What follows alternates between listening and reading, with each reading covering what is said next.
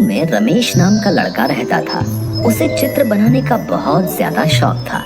वो जमीन पर नुकीली पेंसिल से चित्र बनाता रहता था। उसके पास कागज और पेंसिल खरीदने के पैसे नहीं थे। वो हमेशा सोचता था कि अगर मेरे पास पेंसिल होती तो मैं कितने सुंदर चित्र बनाता। वो छड़ी से हमेशा चित्र बनाता रहता है। एक दिन जब चित्र बना रहा था तो उसे एक बूढ़ी औरत मिली। उसने रमेश को एक जादुई पेंसिल दी। इससे तुम हमेशा चित्र बनाकर गरीबों की मदद करना, और तुम्हें अगर मेरी जरूरत पड़े तो इसी पेंसिल से मुझे बुला लेना। ये कहकर वो बूढ़ी औरत गायब हो गई। रमेश बहुत खुश हुआ और उसने पेंसिल से जमीन पर एक सेब का चित्र बनाया। वाह, क्या छड़ी है!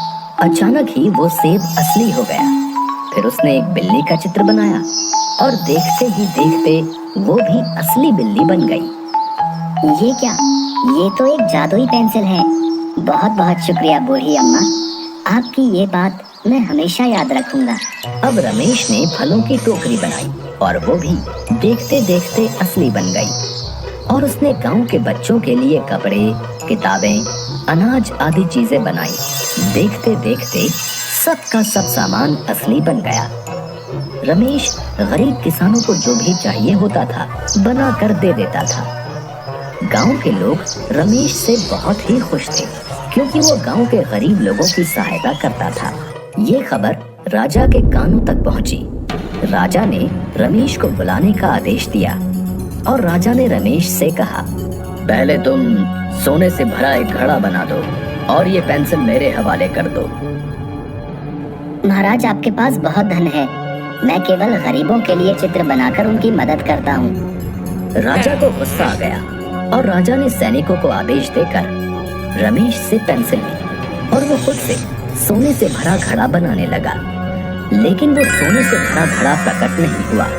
राजा ने सेनापति को पेंसिल से चित्र बनाने को कहा, लेकिन उस चित्र से भी कोई भी वस्तु प्रकट नहीं हुई। ये सब देखकर राजा और अधिक क्रोधित हो गया।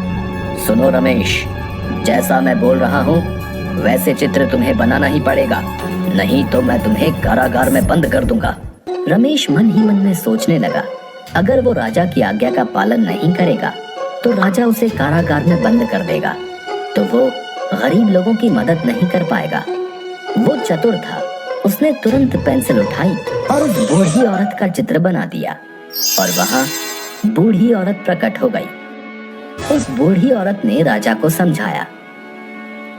प्रणाम महाराज, सच कहूँ तो आपके पास धन की कोई कमी नहीं है, लेकिन वाकई में जो गरीब है रमेश उनके लिए ढेर सारी खुशियाँ लाने का काम कर रहा है।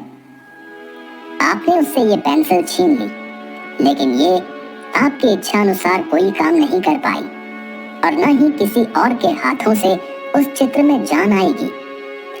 रमेश के काम के प्रति लगन और उसकी ईमानदारी देख के ही उसे ये पेंसिल मिली है। राजा को अपनी गलती का एहसास हो गया और राजा ने रमेश और बूढ़ी औरत से माफी मांगी और फिर बूढ़ी औरत वहां से गायब हो गई। राजा ने रमेश का सम्मान किया